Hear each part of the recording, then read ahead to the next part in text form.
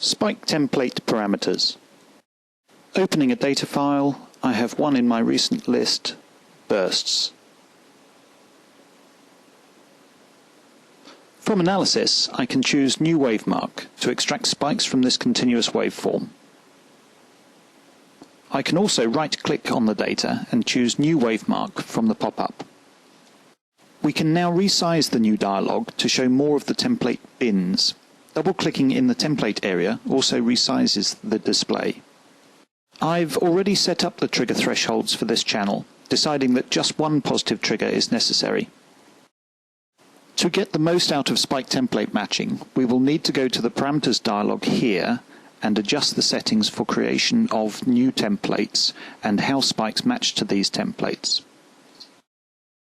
In the New Template section, the item number of similar spikes for a new template dictates how many spikes must match each other before a template is promoted from provisional status to one we can see and use for sorting. Template width as a percentage of amplitude modifies the initial boundaries or limits of all templates. The lines shown here in green indicate those limits. At 30%, the boundaries seem quite wide, so let's try 10% and apply it to new templates.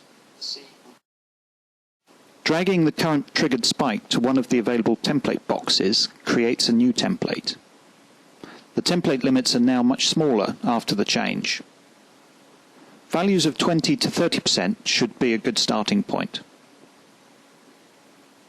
To show and hide the template limits, we can press the button here.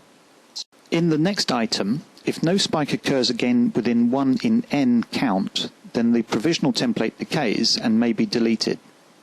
This helps to avoid promoting spikes to real status if they are very rare. Setting this value to a very high number during offline sorting would produce a template for every spike class. Matching a spike to a template now. We can scale the spike currently under consideration to help match the area of the target template. This helps if the spike class changes in amplitude and not shape. We scale the spike up and down comparing it to the target template, and if it matches, we add it to the class. The item minimum percentage of points in template specifies how many data points must lie within the boundaries of the template.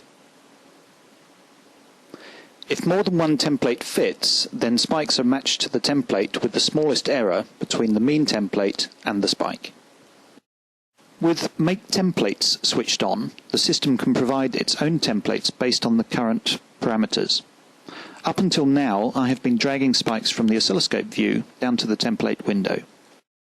As you can see here, there are a number of data points that fall outside of the boundary.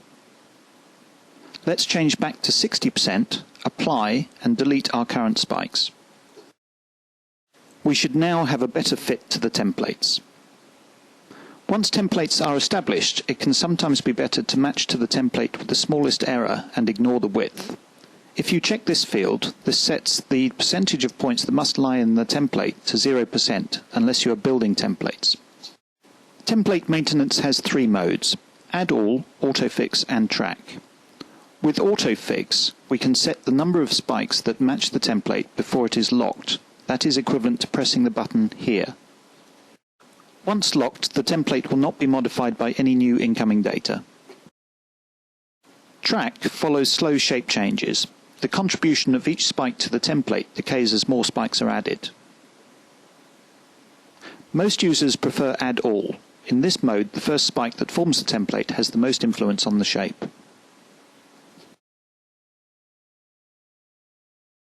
As we now play through the data, you should be able to see subtle changes in the boundary layers as more spikes match the template.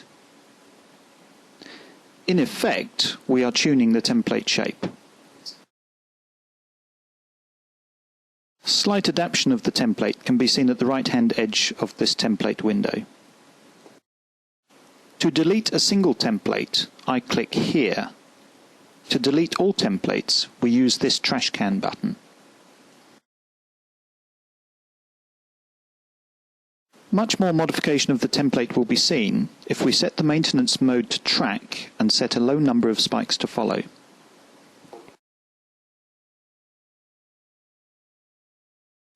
The template is now being modified more radically and changes shape to accommodate the incoming spikes.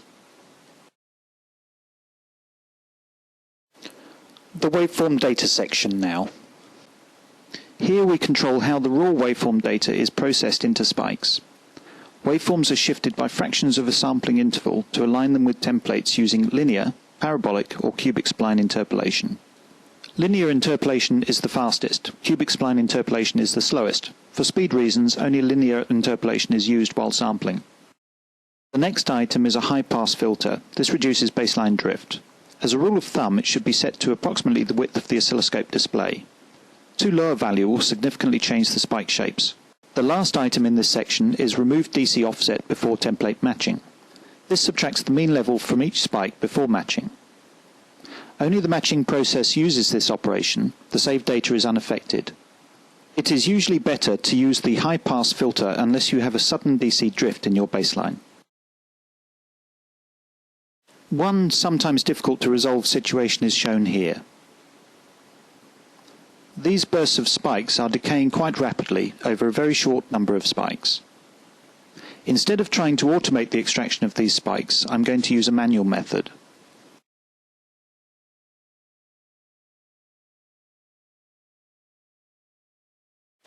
In this example, I'm going to call cursor 0 to the screen.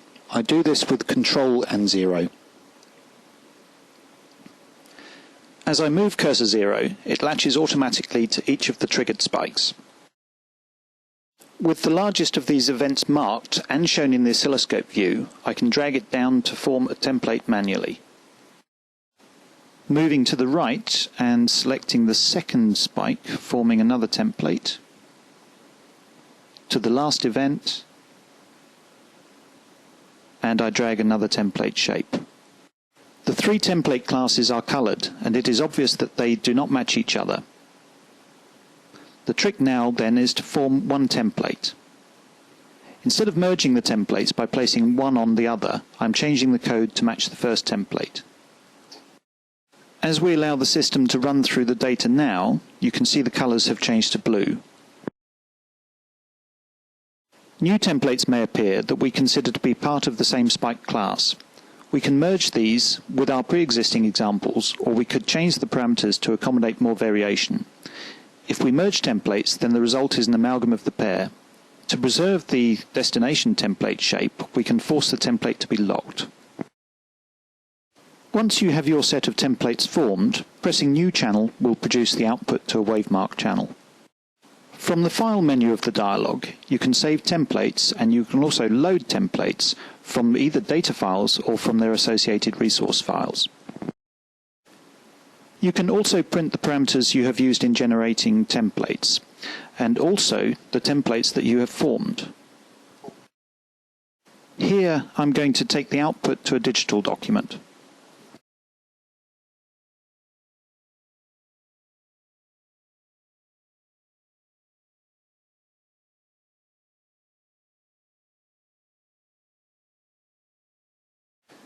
If I now minimize Spike2 and call up the XPS file, you can see at the top the parameters and below the example templates, and finally all overdrawn.